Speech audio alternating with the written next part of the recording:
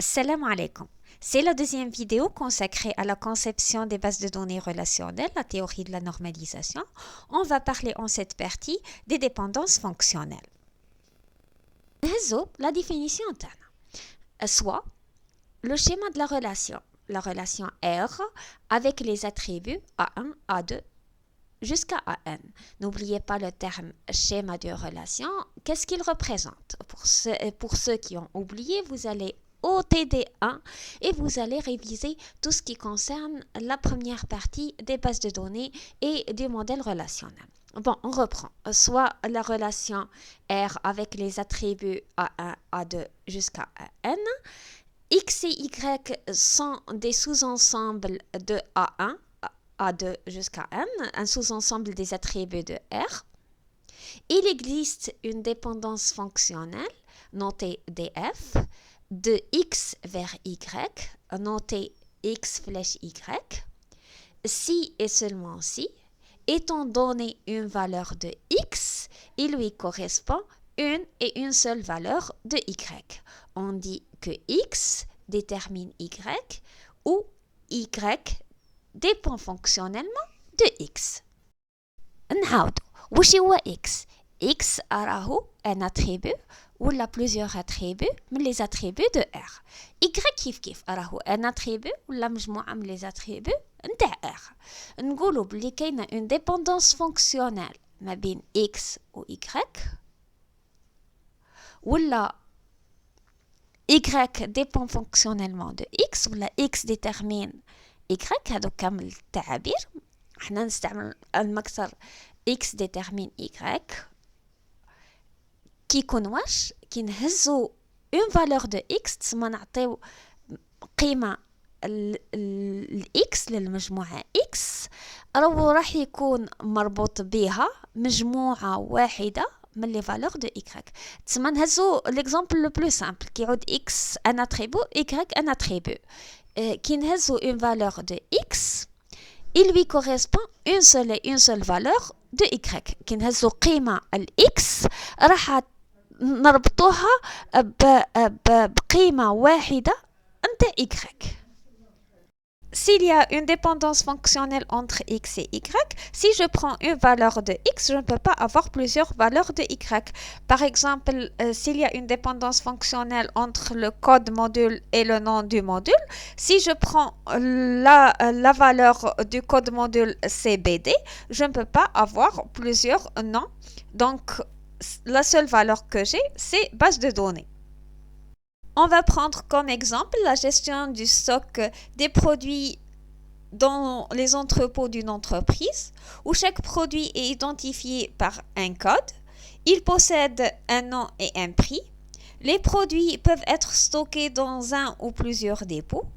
Chaque dépôt est localisé à une certaine adresse et il est identifié par un code unique. Un dépôt peut contenir un ou plusieurs produits. Et un produit est stocké dans un dépôt avec une quantité donnée. On va essayer ensemble de déduire de ce texte les dépendances fonctionnelles. Les premières dépendances fonctionnelles sont celles liées au produit. Le code du produit peut déterminer son prix et peut déterminer son nom. Le code produit étant unique, pour chaque code produit, je connais son prix. Le prix, il est unique. Je ne peux pas avoir plusieurs prix pour le même produit. Donc, quand je connais le code produit, je peux déterminer le prix. Donc, pour chaque valeur du code produit, j'ai une seule valeur du prix et une seule valeur du nom du produit. La même chose pour le code dépôt. Le code dépôt détermine l'adresse du dépôt. Une autre dépendance fonctionnelle possible, si je prends le code produit et le nom produit, je peux déterminer le prix. Donc, pour une valeur, par exemple, du produit 1, qui est ardoise, j'ai un prix unique qui est le prix du produit 1 nommé ardoise. Une autre dépendance fonctionnelle, c'est le code produit, code dépôt détermine la quantité. La quantité d'un produit stocké dans un entrepôt, elle ne peut avoir qu'une seule valeur. Si je connais le code du produit, par exemple le produit 1, il est stocké dans l'entrepôt 4 avec la quantité 5. On ne peut pas avoir plusieurs quantités pour un produit dans un entrepôt précis. Comme vous le voyez dans l'exemple, il y a certaines dépendances fonctionnelles où la partie gauche, le X, il est composé de plusieurs attributs. Par exemple, code prod et code dépôt déterminent la quantité. Là, on a deux attributs concaténés. Donc, on va prendre la valeur des deux ensemble. Cette dépendance fonctionnelle ne peut être dissociée. Ça veut dire qu'on ne peut pas dire que code prod détermine la quantité et code dep détermine la quantité. Non, c'est les deux ensembles qui déterminent la quantité. Donc, je prends une valeur pour le produit et une valeur pour le dépôt. Par exemple, je prends le dépôt, le produit 100 et le dépôt 1. Donc, c'est la quantité du produit 100 qui est entreposée dans le dépôt 1, qui donne cette quantité. Donc, la quantité, elle est liée, elle dépend fonctionnellement des valeurs des deux attributs ensemble, du code produit et du code.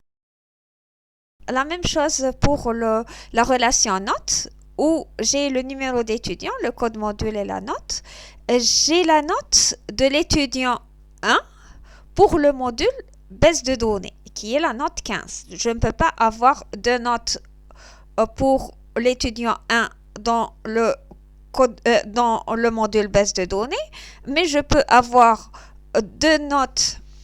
plusieurs notes pour le module base de données et plusieurs notes pour l'étudiant 0,1. Donc, les deux informations ensemble, les deux valeurs de numéro d'étudiant, le code module, qui détermine la note. Maintenant, parlons des types de dépendances fonctionnelles. Premier type, c'est les dépendances fonctionnelles élémentaires. Élémentaire ici, c'est différent d'élémentaire que vous trouverez dans le dictionnaire de données. Donc, essayez de vous concentrer sur la définition. Une dépendance fonctionnelle de X vers Y est dite élémentaire si, premièrement, Y est un attribut unique n'appartenant pas à X. Y, la partie droite, est constitué d'un seul attribut. Unique ici veut dire que c'est un seul attribut.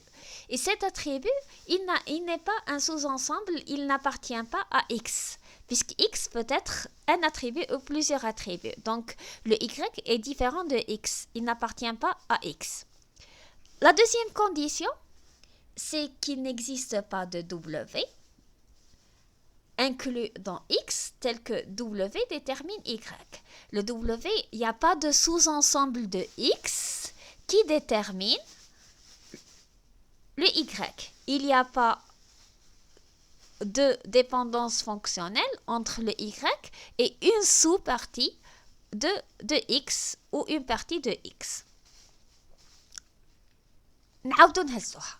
راح نقولوا باللي عندنا une dépendance fonctionnelle راهي élémentaire، لكن في لا dépendance fonctionnelle هذه ما كانش الايكغيك نتاعنا، الايكغيك اللي هو لا بارتي دروات، هو الجهه اليمنى نتاعنا، راهو عباره على صفه واحده، ان سول اتريبيو، والاتريبيو هذاك راهو ما كانش في الاكس، راهو ما كانش في الجهه اليسرى نتاعنا، وما كانش une autre dépendance fonctionnelle. ما كانش des dépendances fonctionnelles اخرين بلا لا dépendance fonctionnelle هذه اللي يقولوا باللي une partie من x détermine y. تسمى نهزو l'exemple. On va prendre l'exemple. عندنا code prod et le nom produit détermine le prix. Est-ce que cette dépendance fonctionnelle elle est élémentaire؟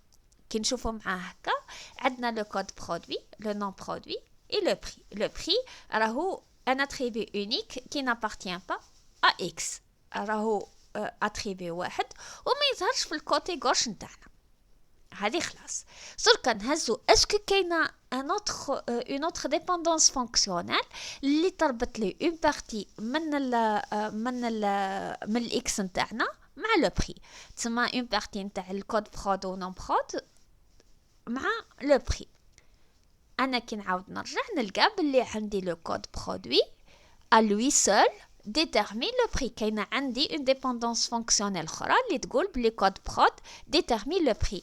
Donc code prod et non prod détermine prix n'est pas une dépendance fonctionnelle élémentaire. نهزو اللي تحتها code prod et code dep. On a la dépendance fonctionnelle entre le code produit, code dépôt et quantité. Donc la quantité dépend fonctionnellement du code produit et du code dépôt. Est-ce qu'elle est élémentaire maintenant? Oui, elle est élémentaire, tout simplement, puisque pour déterminer la quantité, j'ai besoin de code prod et code dépôt. Il n'y a pas une autre dépendance fonctionnelle qui lie la quantité à code prod ou à code dépôt. Donc, cette dépendance fonctionnelle, elle est élémentaire. Pour la troisième dépendance fonctionnelle, je vous donne une astuce. Quand la dépendance fonctionnelle lie deux attributs, le côté gauche c'est un attribut, le côté droit c'est un seul attribut, donc c'est une dépendance fonctionnelle élémentaire. Il n'y a pas de sous-ensemble de X. Il n'y a pas de sous-ensemble. ما كانش الجهة اليسرى نتاعي راهي مكونة من اتريبي واحد، يعني ما تقدرش تكون فيها de sous-attributs. خلاص اتفقنا. Le deuxième type de dépendance fonctionnelle, c'est les dépendances fonctionnelles directes. Une dépendance fonctionnelle X détermine Y est dite directe s'il n'existe aucun attribut Z tel que l'on puisse avoir X détermine Z et Z détermine Y. En autres termes, X ne détermine pas Y de façon transitive. On va prendre l'exemple suivant où le code étudiant détermine le code enseignant. Le code enseignant détermine l'idée de salle. La dépendance fonctionnelle entre code étudiant et salle, idée salle, donc le code étudiant détermine l'idée salle, n'est pas une dépendance fonctionnelle directe, puisque le code étudiant détermine le code enseignant, le code enseignant détermine l'idée salle, donc par transitivité, le code étudiant détermine l'idée salle. Les dernières notions à voir dans cette vidéo, ce sont les propriétés des dépendances fonctionnelles ou ce qu'on appelle les axiomes d'Armstrong et les propriétés d'inférence. Pour les axiomes d'Armstrong, on a trois propriétés, la réflexivité, l'augmentation et la transitivité. On peut déduire de ces propriétés trois autres propriétés qui sont l'union, la pseudo-transitivité et la décomposition. On va voir une à une ces propriétés. La première propriété, c'est la réflexivité. Tout groupe d'attributs se détermine lui-même et détermine chacun de ses attributs. Donc, si je prends l'exemple numéro d'étudiant, code module, détermine le numéro d'étudiant, le code module. Le numéro d'étudiant, le code module, détermine le numéro d'étudiant et détermine le code module. C'est tout à fait logique, puisque pour chacune, si je prends une valeur pour chacun de ces attributs, je peux avoir qu'une seule et une seule valeur de ces mêmes attributs. Deuxième propriété des dépendances fonctionnelles, c'est l'augmentation. X détermine Y, alors X et Z déterminent Y et Z. Si un attribut X détermine un attribut Y, alors tout groupe composé de X enrichi avec un autre attribut détermine un groupe composé de Y enrichi du même autre attribut. Par exemple, le code produit détermine le prix, le code produit et le non produit déterminent le prix et le non produit. ببساطة في la dépendance fonctionnelle نقدر نزيد نفس les attributs من الجهة اليمنى ومن الجهة اليسرى ما تغيرش la dépendance fonctionnelle اللي عندي. La troisième propriété est aussi simple, la transitivité. Si un attribut X détermine un attribut Y, et que cet attribut Y détermine un autre attribut Z, alors X détermine Z. خاصية التعدي ببساطة إلا كان X يعرف لي Y و Y يعرف لي Z يعني X يعرف لي Z. Les trois autres propriétés sont aussi simples. L'union, on a X détermine Y, le X détermine Z, alors X détermine Y et Z. Pour la pseudo-transitivité, on a X qui détermine Y et Y et W détermine Z. Alors, X et W détermine Z.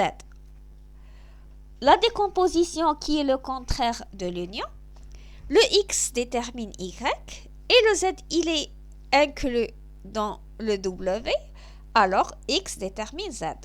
Je vous donne un autre exemple. Par exemple, X détermine A et B. Donc, X détermine A et X détermine B.